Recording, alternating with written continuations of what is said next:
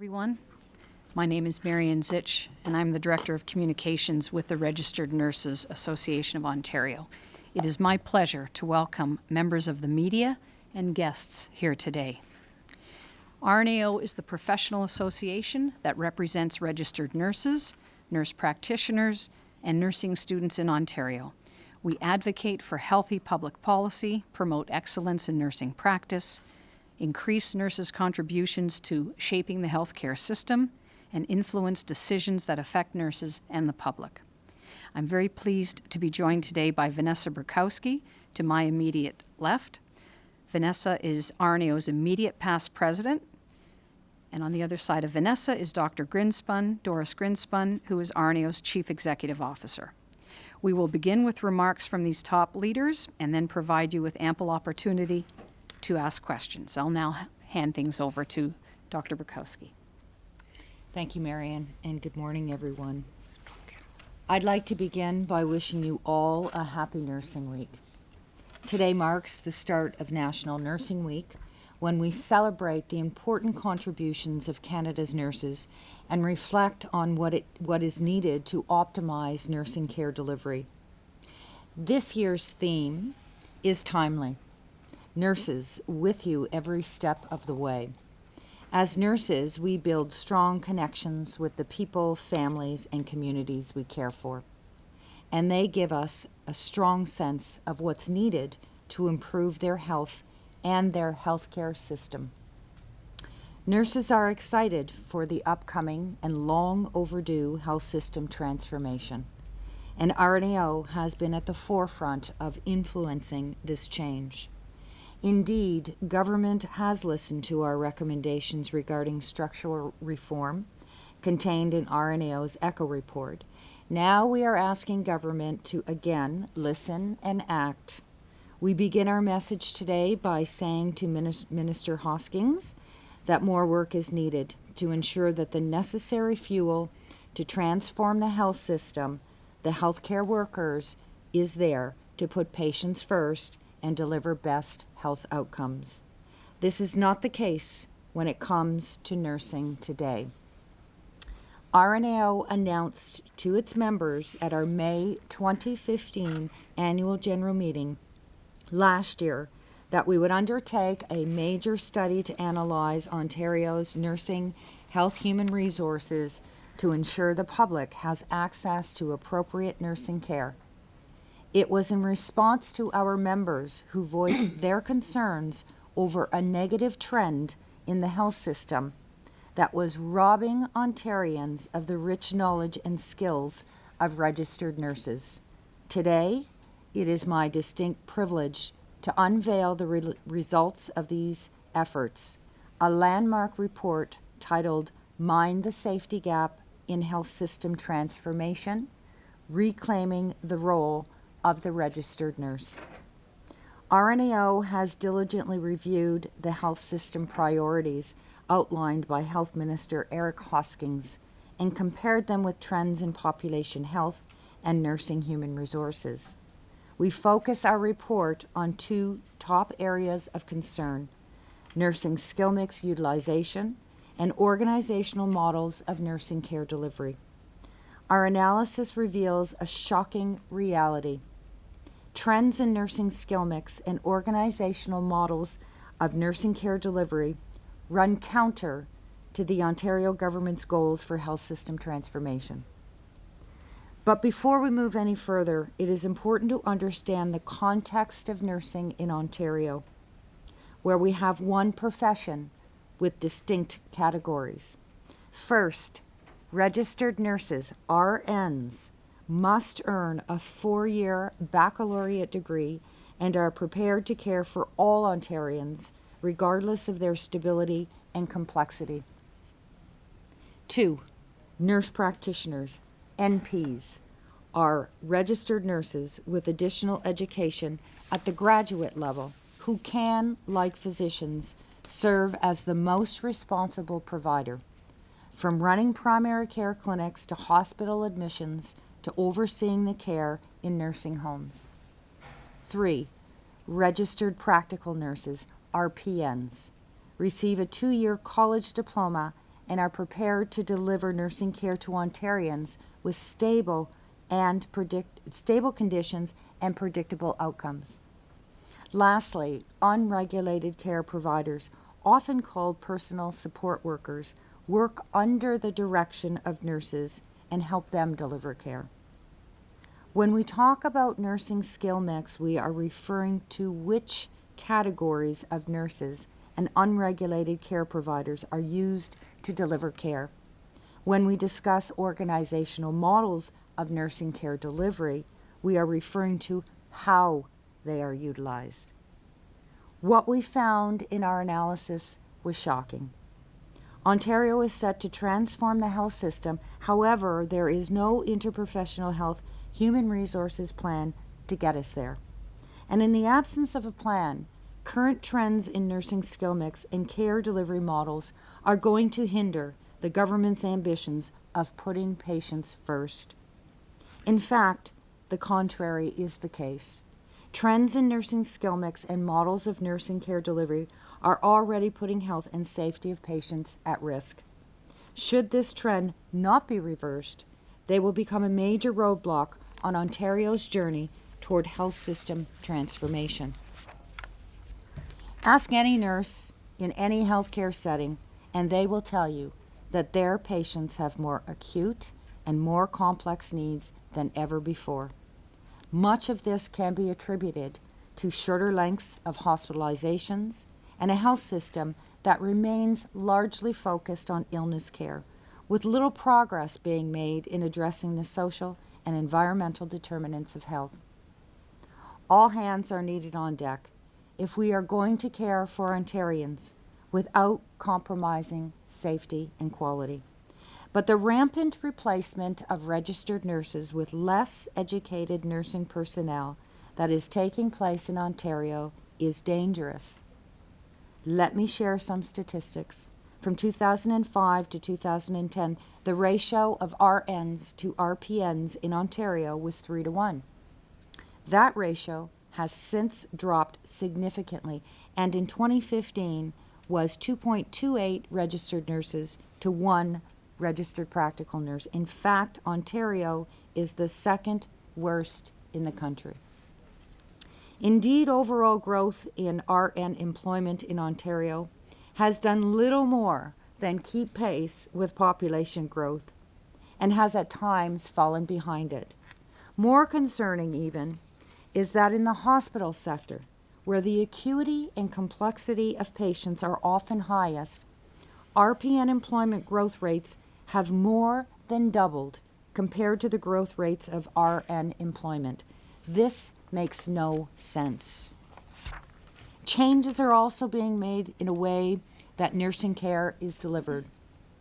Instead of having a single nurse provide total patient care to a small group of patients, which is a hallmark of safety and quality, hospitals are adopting an assembly line style of fragmented care where an RN, RPN, and unregulated provider each perform different tasks on a single patient. Care fragmentation puts patient safety at risk and leaves patients and families not knowing who their care provider is. As immediate first steps to remedy serious patient safety gaps, RNAO is calling on the government to first, develop a provincial evidence-based interprofessional health human resources plan to align population health needs and the full and expanded scopes of practice of all regulated health professionals with system priorities. Issue a moratorium on nursing skill mix changes until a comprehensive interprofessional health human resources plan is completed. This means no more replacing registered nurses with less qualified care providers. Mandate the use of organizational models of nursing care delivery that advance care continuity and avoid fragmented care.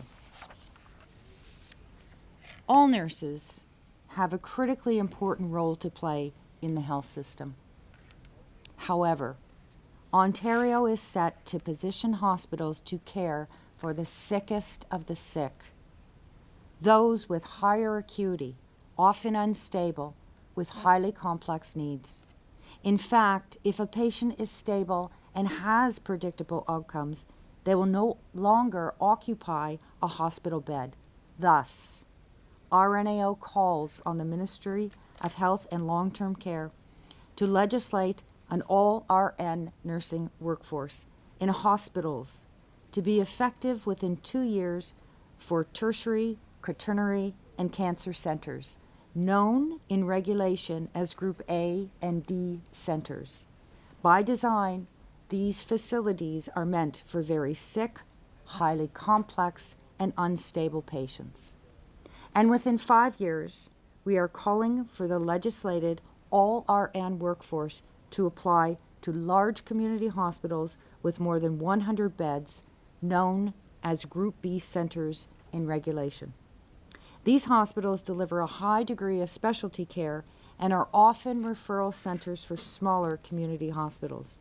They are managing unprecedented levels of acuity and complexity.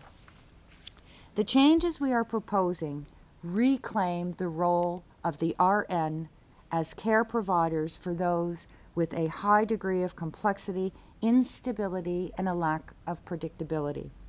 Our focus is on putting patients first, and our position is grounded in evidence. In addition to an all-registered nurse staff, we also need to increase nurse practitioners across the system and enable them to deliver the care they are educated to provide. NPs bring advanced knowledge, skill, and competencies that serve to improve timely access to high-quality care. This is why we are calling for the ministry and the LHINs to eliminate all barriers preventing NPs from practicing to their full scope. This includes authorizing NPs to prescribe controlled substances and act as most responsible provider in all sectors, implementing their legislative authority to admit, treat, transfer, and discharge inpatients, and utilizing fully the NP anesthesia role inclusive of intraoperative care. Thank you, Vanessa. At this time, I would like to call Dr. Grinspun to share the remaining recommendations. Thank you, Marion, and thank you, Vanessa, and thank you, colleagues, for being here.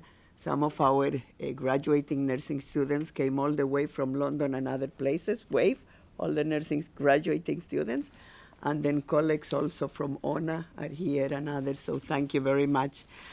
We know that care delivery is being shifted to the community, and RNAO has been a strong supporter of that because we know that that's what Ontarians prefer. But we all read the media and see in our own lives the increased complexity in our communities.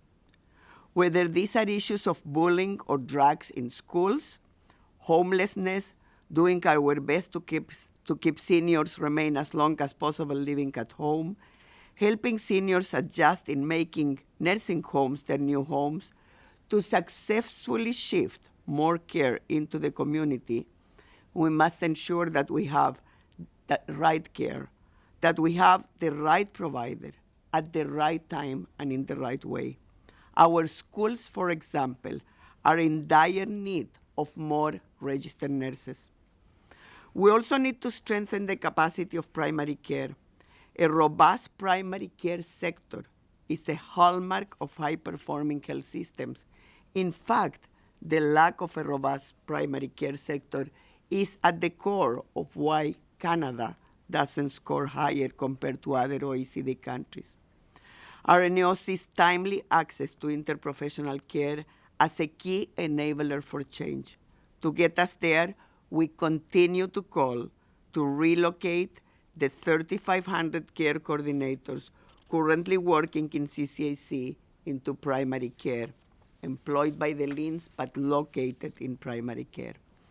Supporting people to stay in their home means Ontarians need consistent and high-quality access to home health care and support services to assess their needs and provide the care they need. This is why RNAO is calling on the LHINs to mandate that first home care visit be always completed by an RN. This will allow the RN to perform a comprehensive assessment and develop a plan of care to ensure a patient's needs and safety are met, and determine then the most appropriate caregiver, whether it is continuing to be an RN or an RPN, or in fact an unregulated care provider. Surprisingly, in 3 policy reports from the Minister of Health in 2015, there is little mention of the pivotal role of long-term care. These services are critically important to strengthening the health and well-being of Ontarians. While all efforts should always be made to keep people well and in their homes, simply because that's what people want, there can come times when a person's needs are more safely managed in a long-term care setting, and that setting becomes their new home. It is critical that this sector, therefore, be resourced effectively to deliver the best possible care. RNAO recommends that the ministry legislate minimum staffing standards in long-term care homes. This means requiring 1 attending nurse practitioner for 120 residents and a workforce that consists of at least 20% RNs, 25% RPNs, and no more than 55% support workers. This will be in addition to other interprofessional providers and supports. Realizing this goal will finally achieve the adequate staffing that residents deserve. And let me tell you, this is not far-fetched. We are already on our way with nurse practitioners on nursing home, so this is actually now legislating that. Nursing is one profession, and each nursing category, RN, NPs, and RPNs, have an important role to play as we work together to transform the system. But we cannot and will not let budgetary constraints guide decisions regarding skill mix and nursing care delivery models. And that's what's going on today. Worse even, those are misguided budgetary decisions that carry actually higher costs, both in people's health outcomes and in real financial outcomes. And the evidence and the research is there to show. As a professional association that is rooted in evidence, we have an obligation to speak out when short-sighted decisions run counter to evidence. The research is conclusive. Fewer RNs means a higher risk for patients and for health outcomes by increasing morbidity and mortality. And when nurses work in fragmented models of care delivery, their view of the patient is partial. Each one knows one aspect of the patient.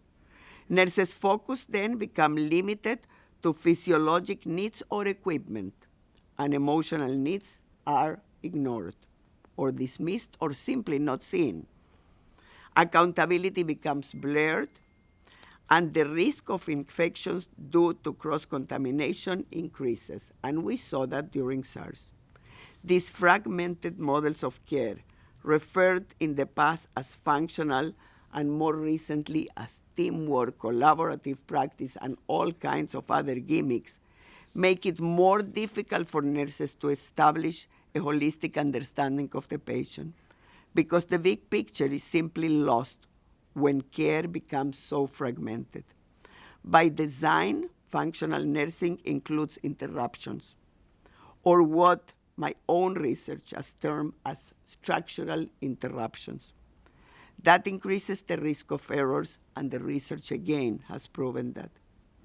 Patients and their families feel lost, not knowing who their nurse is. Fragmented care means putting patients last. The future is exciting, and we are there to help. But important work is paramount to ensure a brighter future and not tragedy. We cannot and will not allow the public to fall down the path of the 90s, when RN care was decimated and we saw higher than ever rates of complications and death. This time, RNAO is fully on guard, and we are on guard with our colleagues of ONA and of the entire nursing community. And we are sounding a strong alarm bell before it is too late. We are providing evidence-based, sound, and pragmatic recommendations for government and its agencies. All nurses share the health minister's goal of an improved and more person-centered health system. Our commitment to our patients and positive outcomes unites us together. Our proposals today will enable collaboration, advance role clarity, and promote continuity and best possible outcomes. We cannot let changes to skill mix and models of care erode patient safety and the quality of their outcomes. As RNAO CEO, I am pleased to issue this call to action to Minister Hoskins, Premier Wynne, members of the opposition and parties, and health bureaucrats. Our team looks to the future with optimism, and we commit to mobilizing all efforts to realize the recommendations being brought forward in this report. Thank you, Doris. At this time, I would like to invite members of the media to ask questions. Hi, I'm looking at your graph here on page 17 that shows RNs have kept pace with population growth. Why isn't that enough? 17. So the issue with the numbers and the talk overall, the number of overall nurses has increased. The number of RNs has hardly kept pace with population growth. And in fact, there are many times that has fallen. And as you shrink length of stay and shift care more and more into the community, your hospital becomes more and more acute. What does that mean? That means more patients that not only are acute but with higher complexity, more patients that their care is more sophisticated, and also their outcomes more unpredictable. That's when you need more RNs. And when, as my colleague Vanessa Burkoski was speaking, you have that the ratio of RPNs to RNs has shifted completely in the other direction, that's what absolutely needs to stop. So let me be clear, we are not saying fire all the RPNs that are around, because that will be a devastation. What we are saying is it will take 2 years to reform the system at the very least, to get there. We're saying any single new hire needs to be an RN. We're saying no more hiring of RPN, so that then you can shift again to the 3-to-1 ratio that we had before even this shift in healthcare, and not to the 2.3 that we have today. Why is the concern the ratio and not the total number of nurses, the total number of RNs in the province? Why is your concern about the ratio rather than the total number of nurses and the total number of them who are RNs in the province? We're talking about registered nurses today, and the reason we're talking about registered nurses is because of the shift in the population needs. Our patient and family needs are very different than they were in the past. Their acuity and complexity is higher. We know that. We know based on the population of seniors has never been greater. The other key piece is that if we look at the patient's first agenda, it means that we are moving from a system of illness to a system of wellness. In an illness system, hospitals were used as the stopgap measure, as an access point for anything, whether it required acuity and complexity of the care that a hospital is supposed to deliver. With a system shift, it means that the hospitals are going to get to a place where only the sickest of the sickest patients are within hospitals. That requires the depth and breadth of knowledge of a registered nurse to manage those patients. And similarly, when you are then moving patients sooner into the community, home care becomes more acute, hence why we are saying all first home care assessments must be done by an RN. And if you notice in long-term care, to build on Vanessa's point of the increased acuity of our older population when they go to nursing home, we're increasing both proportions of RNs and RPNs because today is by and large served by only unregulated care providers. You have today in nursing homes 1 RN for the entire conglomerate of nursing homes, right? So it can be a huge number of residents, still 1 RN.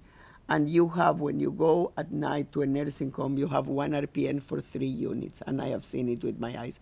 That's unacceptable. So going back to your issue also of why is the ratio and not only the total numbers. We understand that budgets are finite. We understand that we cannot just simply continue to grow everything more and more and more. Would we want that?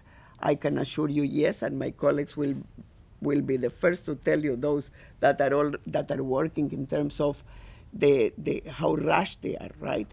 But given that budgets are finite, then you need to enrich the skill mix. At the very least, you need to enrich the skill mix, otherwise care becomes unsafe. Not only quality suffers, it also becomes unsafe. Any other questions?